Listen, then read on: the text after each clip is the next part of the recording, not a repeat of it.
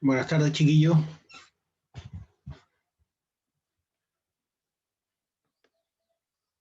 Vamos a seguir viendo la materia de geología estructural.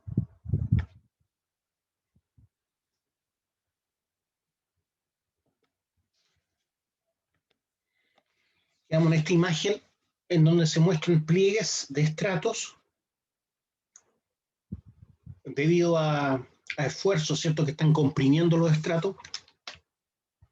No sé si recuerdan, se entiende acá que hay una fuerza que está ejerciendo una presión en esa dirección y acá hay otra fuerza, ¿cierto?, que está haciendo presión en esta dirección. Entonces, por eso se tiende a curvar esto. Ese es el plegamiento. Cada uno de esos espacios representa un estrato de distinto material, ¿ya? Por eso distinto color. Cada estrato tiene una potencia, si se dan cuenta, ¿ya? Son suelos antiguos, seguramente el de arriba no está solidificado, pero los de abajo sí. Acá hay un plegamiento con menor intensidad, acá hay un plegamiento con mayor intensidad, ¿ya? O sea, aquí la fuerza ha persistido, ¿cierto? Y ha logrado generar un plegamiento más intenso, ¿ya? También hay distintos tipos de suelo, el celeste, el beige y el café. Y además nos presenta, ¿cierto?, cada uno de estos plegamientos, por ejemplo, esta es la parte más alta, ¿cierto?, donde se divide en el limbo izquierdo y el limbo derecho, o el flanco izquierdo y flanco derecho. Lo mismo acá, flanco izquierdo, flanco derecho. Entonces, justo lo que divide un flanco de otro lado, se pasa un plano imaginario, que le llamamos plano axial, ¿ya? Está axial a esta dirección, a la charnela. La charnela viene siendo como la corrida de una veta que podría ser el plano, ¿se entiende? No hay ninguna veta ahí. Estoy diciendo que ese plano es como que fuera una veta y esta vendría siendo la corrida. A eso le llamamos charnela, ¿ya? Entonces ahí yo puedo medir el rumbo, ¿cierto? Suponiendo que este es el norte, yo puedo medir el rumbo, ¿cierto?, tanto de ese plano como de la charnela. Ya en ese caso sería como norte 98 o 100 grados oeste, ¿cierto? El rumbo de la charnela. Norte 98 o 100 grados este, ¿cierto? Porque hacia la derecha está el este. Acá tengo lo mismo, ¿cierto? Tengo el plano que está plegado también porque el plegamiento acá en esta zona es más intenso. Entonces el plano también se dobló. Y también hay una charnela que vendría siendo la intersección, ¿cierto?, del plegamiento con el plano imaginario. La intersección del plegamiento superior con el plano imaginario forman la charnela. Está en el plano horizontal, ¿se entiende? El plano axial se encuentra mucho más doblado, ¿cierto? Acuérdense que es imaginario por justamente el plegamiento. Ahí quedamos en esa imagen, ¿ya? Entonces vamos a seguir viendo esta materia.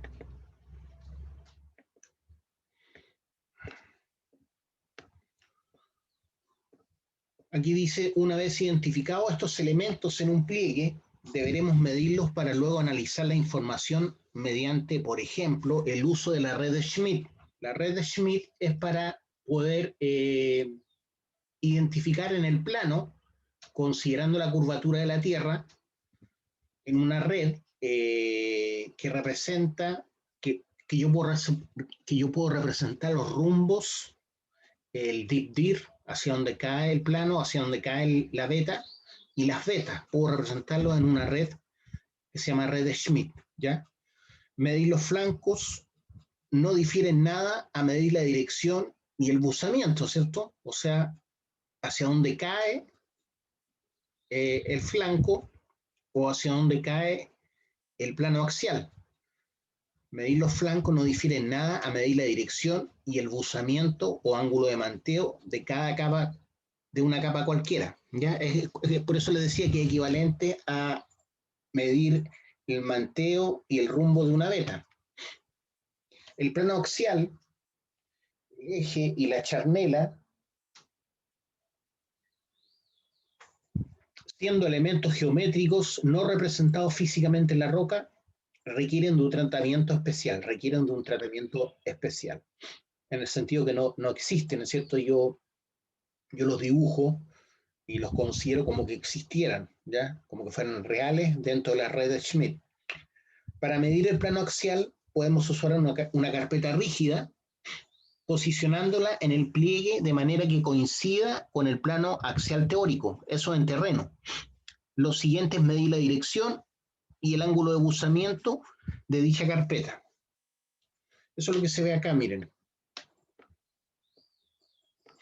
Entonces aquí tengo el plano axial. Yo sé que me va a dividir las dos aguas, ¿cierto? Vale decir, el flanco izquierdo con el flanco derecho. Entonces pongo una carpeta paralela, ¿cierto?, al plano axial para poder medir el rumbo con la brújula, ¿ya? Y para medir la dirección, utilizo un bolígrafo. El bolígrafo o el lápiz a pasta vendría siendo esa cosa roja que está ahí. Por eso dice, para medir el plano axial podemos usar una carpeta rígida, posicionándola en el pliegue de manera que coincida con el plano axial teórico. Lo siguiente es medir la dirección y buzamiento de dicha carpeta. Medir el eje del pliegue es aún más fácil. Ya sabemos qué dirección tiene porque está contenido en el plano axial. Y tan solo resta medir los grados de inclinación y hacia dónde cae, ¿cierto?, que tiene con respecto a la horizontal.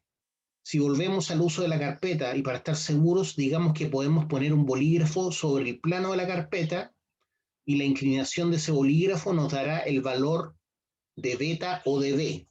El valor de beta o de B, ¿ya? Ese es el eje B, también se le llama beta. Entonces, para indicar dónde está el eje B, utilizo el bolígrafo ese,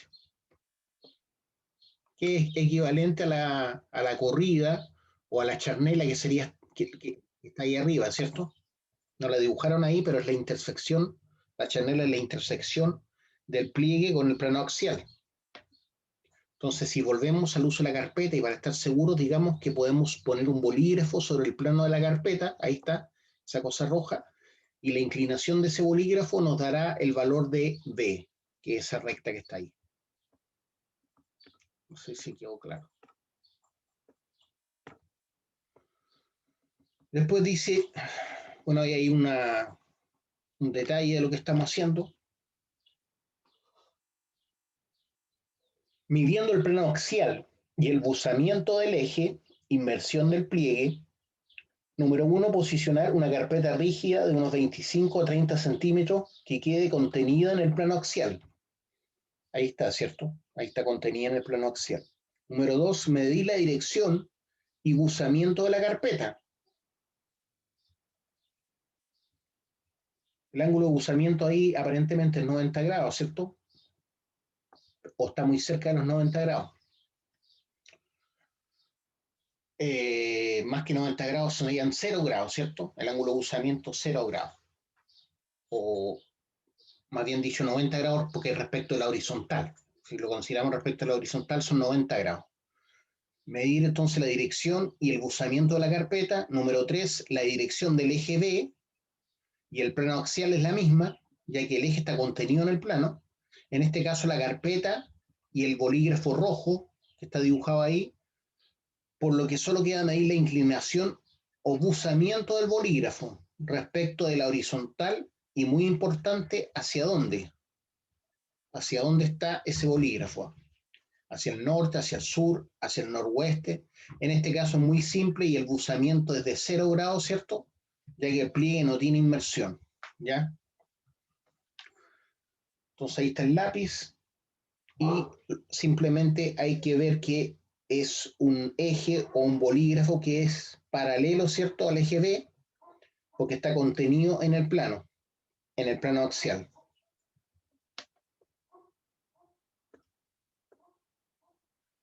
Una vez que se tiene un número importante de mediciones en una zona, se puede pasar a realizar un análisis estadístico de distribución de los polos de los planos medidos en los flancos, así como de los ejes medidos. Bueno, eso tiene que ver más con la red de Schmidt, que no sé si ustedes la han visto, pero aquí hay un ejemplo de lo que es cómo se expresa a través de una red Schmidt un plano. Este plano le llamaron pi y muestran curvas de isoconcentración de polos de los planos de los flancos de un pliegue, ¿ya? Y ahí está el eje B, que era este eje, ¿cierto? Que está acá, ¿ya? Entonces ese eje, como ustedes ven, en este caso es paralelo, ¿cierto?, al plano axial y al plano también. También es paralelo al plano.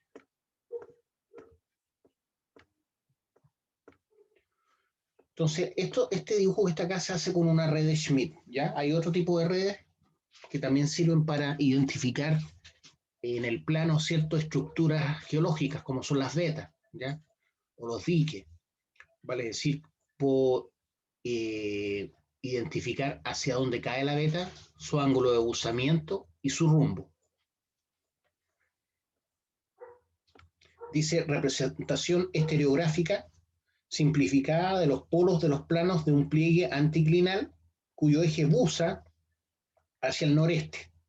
La unión de las zonas de máxima densidad de polos permite determinar el plano que contiene el vector máximo de esfuerzo. Acá está el símbolo de la anticlinal, que se simboliza así, porque cae hacia allá y cae hacia acá. Hacia allá tengo un flanco, hacia acá otro flanco, y esta sería la parte del medio, ¿cierto?, donde estaría la charnela. Cada una de esas representa una veta o una fractura, ¿ya? Entonces el rumbo, eso representa el rumbo, vale decir el ángulo que hay. Si yo proyecto esta recta hasta cortar esta recta del norte, yo tengo un rumbo, ¿cierto?, en cada una de estas rayitas. Entonces, todas estas rayas tienen un rumbo, porque tienen un ángulo respecto del norte. Y además te está indicando hacia dónde cae la veta, hacia allá, hacia allá, hacia allá. Y normalmente se le pone un número ahí, que es el ángulo de buzamiento. Ahí se le pone un número, que es el ángulo de buzamiento.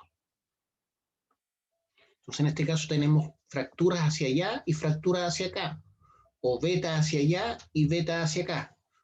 Eso nos indica claramente que esto baja hacia allá y baja hacia acá. Entonces, este sería el punto más alto. ¿Por qué? Porque es un anticlinal, ¿ya? Pliegue cerrando hacia el noreste, cierre periclinal. Se habla de anticlinal cuando tengo una suerte de cumbre, ¿ya? Entonces hacia allá bajan las cotas, hacia acá bajan las cotas. Hablamos de sinclinal cuando estas son las cotas más altas, las de afuera, y hacia adentro bajan. Sinclinal cuando están bajando hacia adentro, hacia la charnela. Entonces esto es un plano, ¿cierto? Y representa esto tipos de suelo. Contactos entre unidades estratigráficas. Caso aproximado a la situación de la figura de arriba, estratos plegados, ¿cierto?, por una componente de esfuerzo principal en la dirección noroeste-sureste. Entonces, en esta dirección y en esta dirección se plegó esto, formando un anticlinal.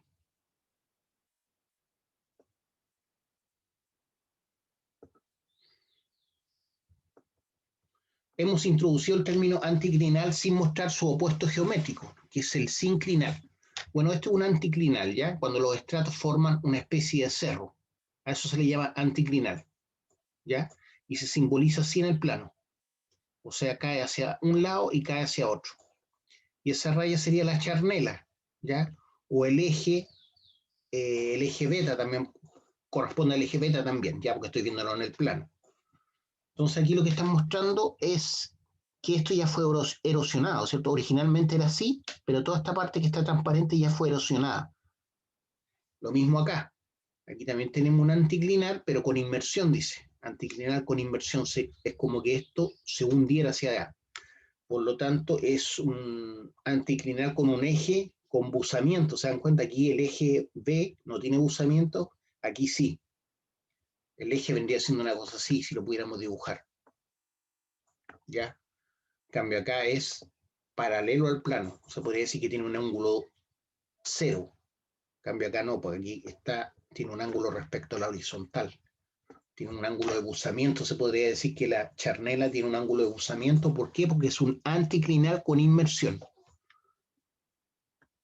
Y se dibuja transparente porque esa parte fue erosionada. Entonces lo que yo encuentro en terreno son estos estratos, y que los estratos se van profundizando hacia un lado y hacia otro. Entonces yo puedo sospechar que es un anticlinal. Ahí igual. Y aquí se van juntando, ¿cierto? Entonces lo que me indica que aquí hay una inmersión de los planos. Los planos, que en este caso son estratos.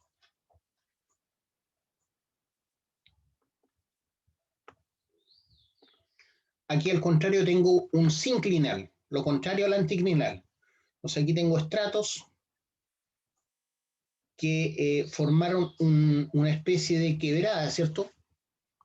Una especie de quebrada, una cuenca. Entonces los puntos más altos están en las laderas y en los puntos más bajos en la cuenca. Por eso es un sinclinal, ¿ya? Entonces la parte de arriba se podría decir que es cóncava hacia abajo y esta es cóncava hacia arriba, cóncava hacia arriba, cóncava hacia abajo. Ahí nuevamente tenemos un plano sinclinal, pero con inmersión, ¿ya? Con inmersión. Entonces los puntos más altos deberían estar acá arriba y van bajando a medida que me encuentro con el eje, ¿cierto? El eje B. Van bajando las cotas. Aquí también hubo erosión, por eso se dibujaron transparentes. Entonces solamente se encuentra eso como vestigio de que era un anticlinal. Igual acá. Esto nomás se encuentra como vestigio que es un anticlinal. Y la inversión se capta por esto, porque se encuentra en superficie, ¿cierto? La intersección entre estos dos lados. Entonces eso indica que va con inmersión. Entonces eso que vimos ahí son las diversas formas posibles de plegamiento simétrico y su simbología cartográfica, ¿ya? Entonces el sinclinal es con dos flechas hacia adentro y el anticlinal es con dos flechas hacia afuera, demostrando que los flancos están hacia la izquierda y hacia la derecha. Aquí se juntan los flancos, entonces indica que es un sinclinal. Entonces esas son las diversas formas posibles de plegamiento simétrico y su simbología cartográfica. La complejidad de los pliegues depende de los materiales a plegar.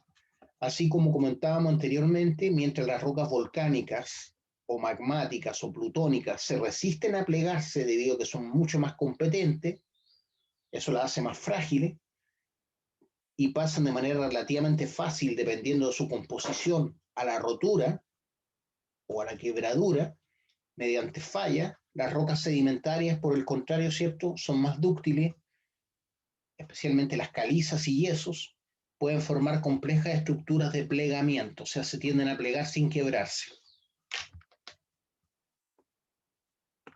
No obstante, el estilo de plegamiento dependerá también en gran medida de la tectónica, ¿cierto?, de las fuerzas tectónicas de placas.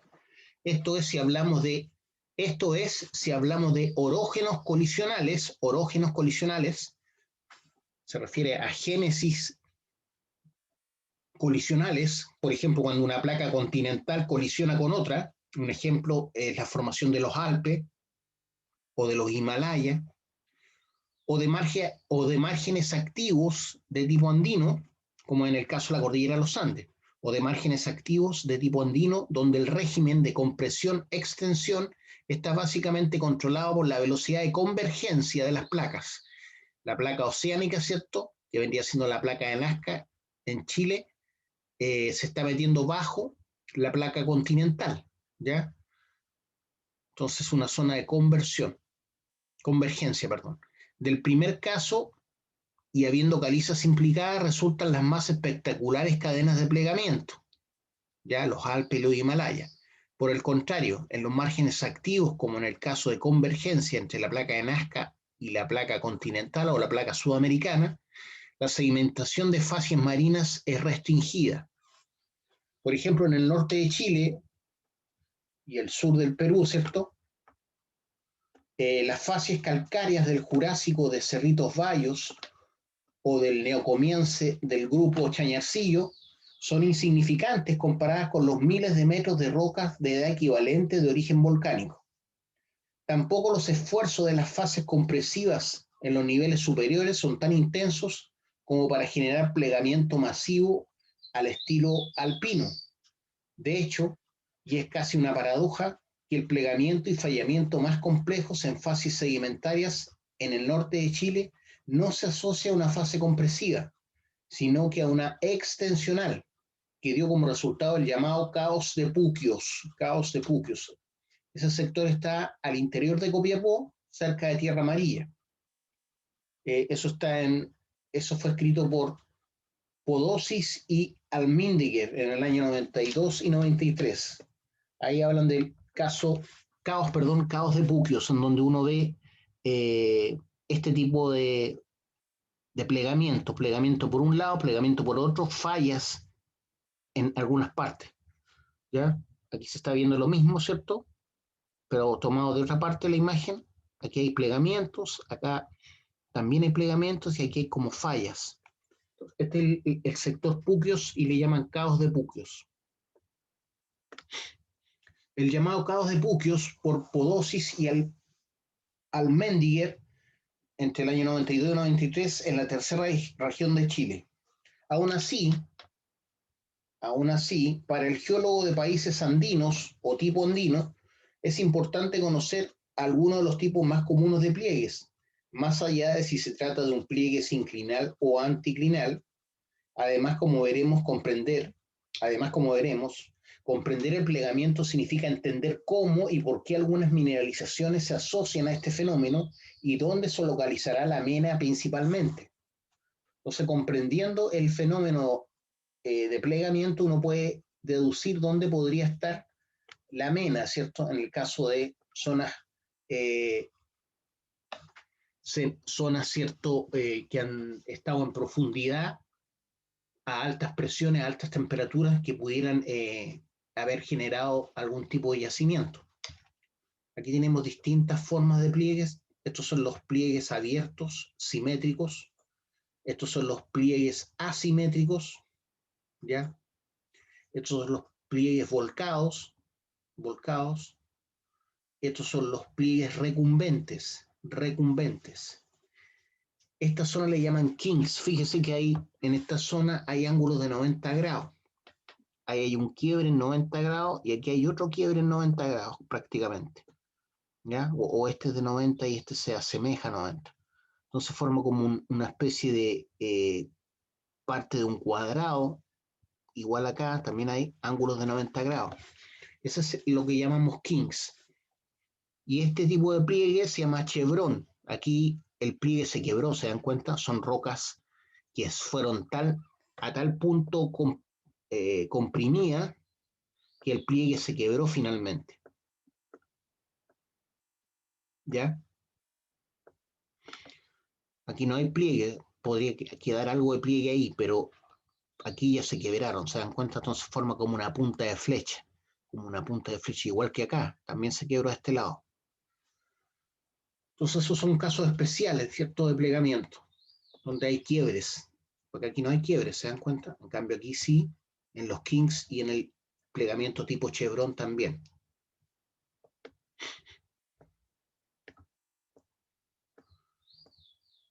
Finalmente debemos recordar que por muy plástico que sea el comportamiento de una roca sedimentaria, inevitablemente si se mantienen los esfuerzos de compresión que deforman la roca, finalmente se va a producir la falla o la fractura.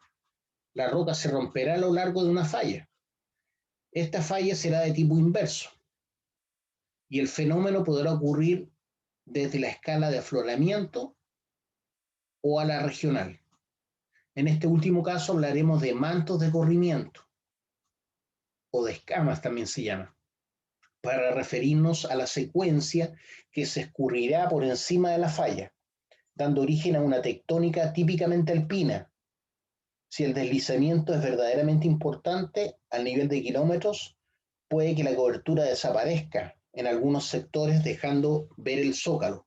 En este último caso hablaremos de una ventana tectónica. Aquí hay un ejemplo, ¿cierto? De qué ocurre al principio, ¿cierto? Hay plegamientos. Cuando comienza la deformación, continúan los plegamientos. Aquí aumenta, ¿cierto?, la intensidad de plegamiento. Acá ya aumentó a tal punto que hubo una ruptura. ¿Ya? Se plegó tanto esto respecto de esta otra parte que hubo una falla, se provocó una falla ahí. Entonces uno ve un corrimiento o una estructura tipo escamas. Las escamas van así, una arriba de otra, ¿cierto? Una va arriba de la otra, más o menos la mitad del cuerpo de la escama. Por eso también le llaman así. Entonces esta parte va hacia arriba, ¿cierto? Va moviéndose hacia arriba y esta hacia, en el lado contrario. Ahí se produce una falla por cisalle, si se dan cuenta. Entonces uno ve que este tipo de, imagínense que este fuera un manto carbonífero, entonces uno ve que respecto de su posición original hubo un corrimiento, ¿cierto? Se movió todos esos metros, qué sé yo, eso podrían ser 20 metros o más. ¿Ah? Y acá aún más todavía, porque el movimiento siguió, vemos que todo eso se movió respecto de su formación original que estaba unida. ¿Ya? Entonces ahí la falla hizo que aumentara el movimiento a tal punto que aquí está la falla, perdón, ahí está el pliegue y debería continuar ahí mismo, ¿cierto? Pero miren todo lo que se movió. ¿Por qué? Porque esto se está deslizando de arriba y esta parte está como quieta. Entonces, esta es la parte que se está moviendo o deslizando. Entonces, esto va así, ¿cierto? Y esto está quieto o se está moviendo en el sentido contrario. ¿Ya? Esas son las etapas de plegamiento, fallamiento bajo condiciones de esfuerzo continuo. Esfuerzo continuo. Entonces los esfuerzos producen deformaciones, ¿cierto? No es lo mismo stress que strain. Stress es esfuerzo, strain es deformación. La deformación sí depende de los esfuerzos. O sea, el strain depende del stress, ¿ya? El stress es el esfuerzo. Mecanismos de plegamiento. Revisaremos aquí brevemente los principales mecanismos de plegamiento de una secuencia estratificada en el mundo frágil y su transición a la ductibilidad. Existen dos mecanismos posibles que se agrupan en el concepto de plegamiento flexural, el cual a su vez depende de que exista una cierta anisotropía mecánica. O sea, los pliegues, como están formados por distintos estratos, tienen anisotropía. Como son distintos tipos de roca, obviamente no se comportan de igual forma respecto a los esfuerzos. Entonces existe una anisotropía mecánica entre las capas, competentes versus incompetentes. Eso según Donat y Parker, 1964. Para eso existen dos formas de ver, ¿cierto?, el plegamiento. Uno es el deslizamiento flexural, llamado flexural slip, donde las capas se deslizan entre ellas a lo largo de los planos de estratificación. Solo en la charnela no hay deslizamiento. En este plegamiento el espesor de las capas se mantiene constante en todo el pliegue, se refiere como a la potencia de las capas de los estratos, ¿cierto? También tenemos el flujo flexural flow, que se desarrolla por flujo de material dentro de las capas. En este caso, la zona de la charnela puede ser engrosada por movimiento de materiales, ¿cierto?, desde los flancos. Ya estamos hablando de material más plástico.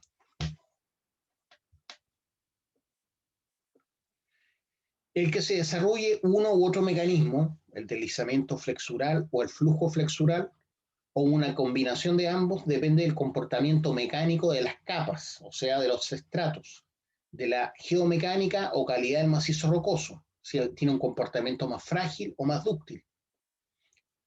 Y eso va a implicar, obviamente, también la profundidad en que estén estos estratos. La profundidad del plegamiento, porque a mayor profundidad hay mayor temperatura y mayores presiones. A mayor profundidad, el gradiente geotérmico me dice que hay mayor temperatura. ¿Tá? De todo eso va a depender. Entonces, repito, para seguir la idea completa, el que se desarrolle uno u otro mecanismo depende del comportamiento mecánico de las capas o de los estratos, la profundidad de plegamiento, el gradiente geotérmico y la presión. El gradiente geotérmico es cómo va aumentando la temperatura en la medida que yo voy profundizando bajo la corteza terrestre y bajo la superficie, más bien dicho. Y la presión también va aumentando bajo la superficie, ¿cierto? Así, en niveles superiores de la corteza, el plegamiento se realizará por deslizamiento flexural. Así, en niveles superiores de la corteza, el plegamiento se realizará por deslizamiento flexural. O sea, va a ocurrir lo que vimos acá, donde dice que las capas se deslizan entre ellas a lo largo de los planos de estratificación y solo en la charnela no hay deslizamiento. Y a medida que aumente la ductibilidad de los materiales, tendremos flujo flexural. O sea, para que se produzca el flujo flexural, que este último, dice, se desarrolla por flujo de material dentro de las capas. ¿Ya? Se comporta plásticamente el material y va engrosando la parte donde está la charnela. En este caso, la zona de la charnela puede ser engrosada por el movimiento de materiales. Entonces, eso ocurre a mayor profundidad.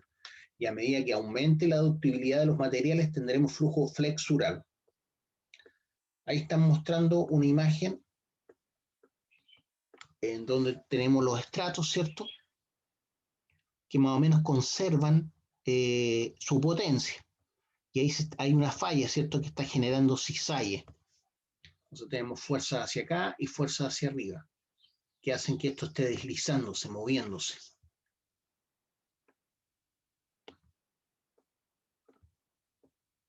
Y acá tenemos un plegamiento intenso, ¿cierto? Estos plegamientos de arriba son gigantescos, como se pueden ver, por el mar, son grandes. Esta distancia debe tener unos 50 metros fácil. En cambio, esto de aquí abajo es pequeño, pero sirve igual para el estudio. Acá tengo pliegos pequeños, esto es una brújula.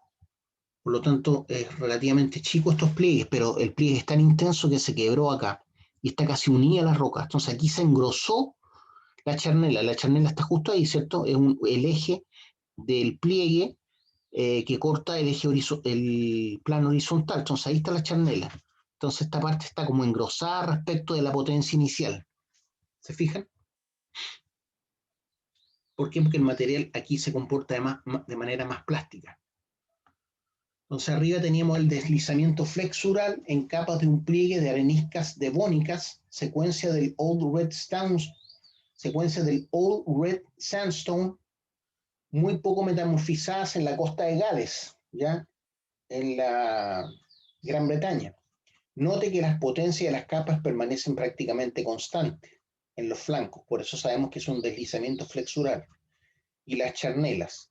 Abajo, el flujo flexural en el puerto de La Quesera, Riaza, España, en cuarcitas de la formación constante ordovícico. Note que la charnela presenta fuerte engrosamiento respecto de los flancos. El mayor grado de metamorfismo, eso se produce a mayor presión y temperatura, por lo tanto estas rocas que ahora están en superficie, ¿cierto? Se generaron y se engrosó la charnela bajo tierra, ¿cierto? A muy alta presión y temperatura. Entonces, en cuarcitas de la formación constante, note que la charnela presenta fuerte engrosamiento respecto de los flancos. El mayor grado de metamorfismo, o sea, mayor presión y temperatura, en esta última secuencia permitió el desarrollo de flujo dentro de las capas. Entonces, estas capas se comportaron de forma dúctil o plástica debido a la mayor presión y temperatura que alcanzaron cuando se formó esto. Ahora están en superficie, ¿cierto? Ya no están a la temperatura y a la presión original en que se formaron.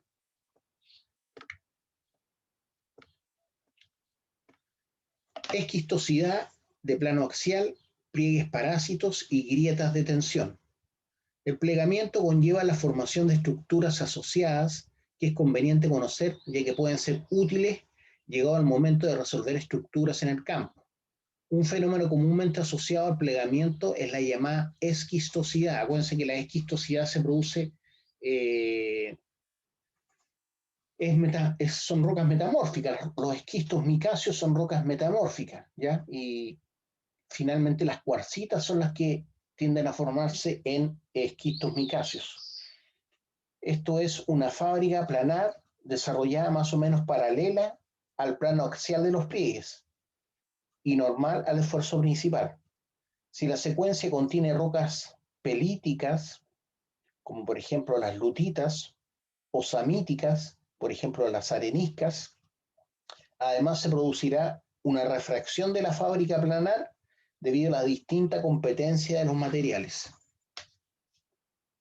Entonces ahí hay un ejemplo, ¿cierto? Es la misma fotografía, lo único que aquí están mostrando dónde debería ir el plano axial, por eso PA y los esfuerzos, ¿cierto?, que hicieron que esto se plegara de esta manera. Pero si se dan cuenta, miren los detalles, hubieron varios quiebres y varios pliegues, y ahí están dibujados, ¿cierto? Están dibujados, hubieron varios pliegues, no uno solo, en donde hubieron quiebres en esos pliegues intermedios, por lo tanto fracturas. Entonces cada una de esas rayas son fracturas que corresponden más o menos a donde iría el plano axial de cada una de esas fracturas, ¿ya? Obviamente van a ser paralelas al plano axial.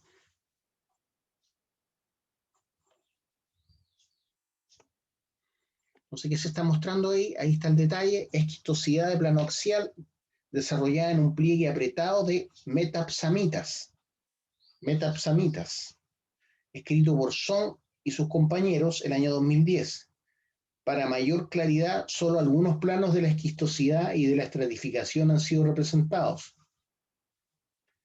¿Ya? EP es el esfuerzo principal que generó el pliegue, que corresponde a sigma 1.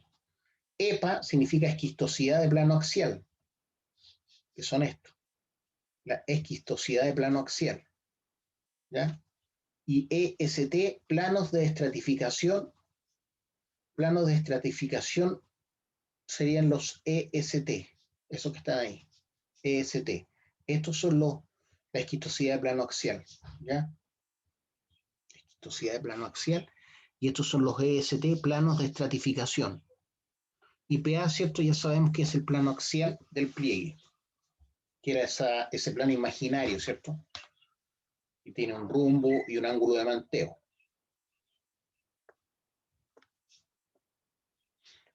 Por otra parte, el reconocimiento de la esquistosidad de plano axial constituye un criterio de primer orden, llegado el momento de reconstruir la geometría de un pliegue del que solo observamos un flanco. En este caso, solamente estamos observando este flanco y vamos a reconstruir cómo era originalmente. Esta área no es observable en el corte. Reconstruyendo la trayectoria de un pliegue por observación de la dirección y buzamiento de la esquistosidad de plano axial. Entonces, solamente fijándose en la dirección y buzamiento de la esquistosidad de plano axial, van a poder reconstruir cómo era esto originalmente. Esta sería una interpretación incorrecta, ¿ya? EPA oblicua, dice, a el plano axial. Y eso sería imposible. En cambio, aquí tenemos la interpretación correcta, en donde esto que está acá se debe haber deformado de esta manera. Ahí está el plano axial, ¿se dan cuenta? Del pliegue. Y aquí hay otro plano axial de este otro pliegue. Esta reconstrucción de la trayectoria de los pliegues, que aquí no se ve, fue adaptada por Davis y Reynolds en el año 1996.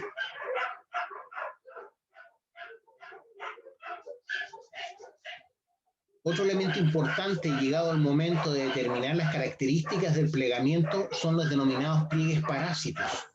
Se trata de pliegues menores, longitud de onda corta, insertos en pliegues mayores, longitud de onda larga, ¿cierto?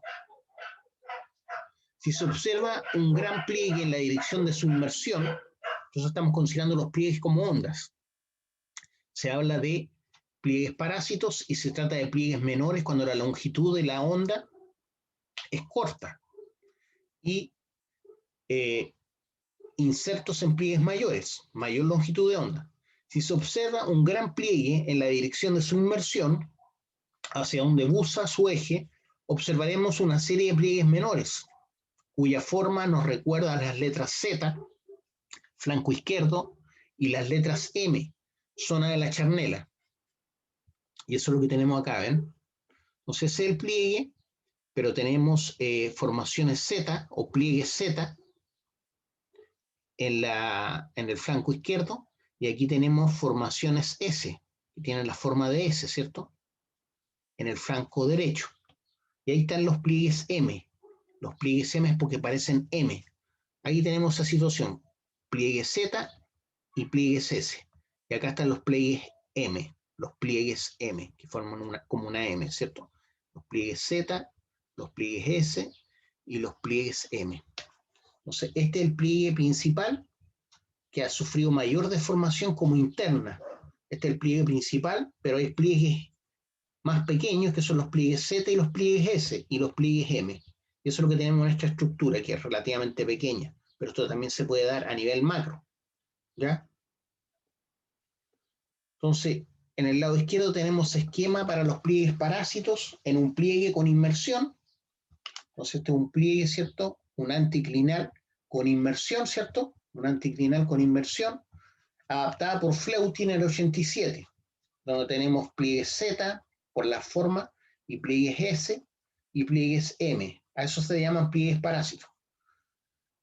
Y a la derecha tenemos metapsamitas plegadas. Metapsamita es un tipo de roca plegadas en Tangsé, Karakoram, Shear Zone, Ladakh en la India.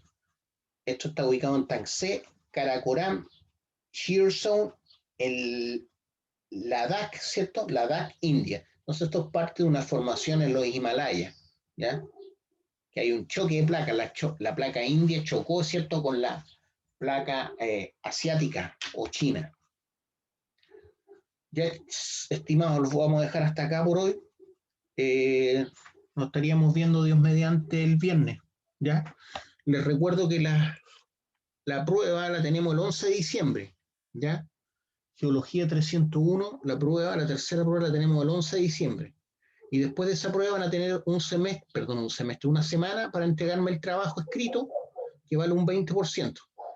Yo creo que el próximo viernes les voy a decir de qué se trata el trabajo escrito, ¿ya? ¿Alguna duda, alguna pregunta que me quieran hacer? Profe, ¿el trabajo va a ser individual? De a dos. ¿De a dos? Ahí. De a dos, máximo 3. Ya, profe. ¿Ya? Nos estamos viendo entonces el viernes. Chao, profe. Chao, cuídese. Igualmente. Chao, profe. Chao.